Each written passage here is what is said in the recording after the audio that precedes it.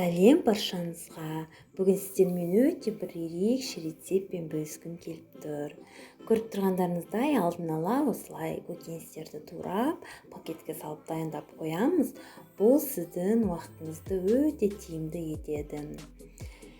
Не көріп тұрғандарыңыздай капустаны тураймыз, сосын тәтті бұрыштарды тураймыз және сәбізді турап, барлығын араластырып, салафанға салып қоямыз.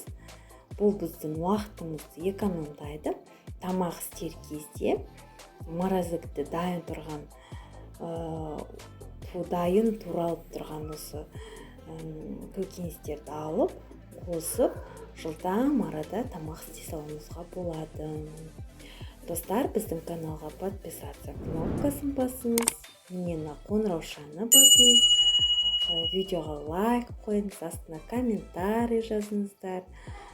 Осы видео арқылы барлық достарыңызбен бөлісіңіздер, оларды дәл осылай етіп дайындап қоюға көмегіңіз тисін. Міне барлығын араластырып алдым.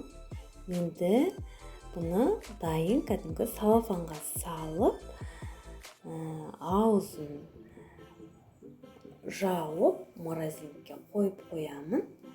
Сонда менің уақытым өте тиімді, өте тез арада тамақ дайындайтын боламын.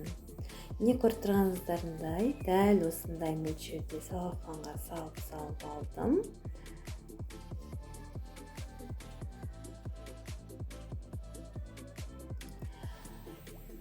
Енді аузын жабып, барлығын міне осылайына дайындап қойдым.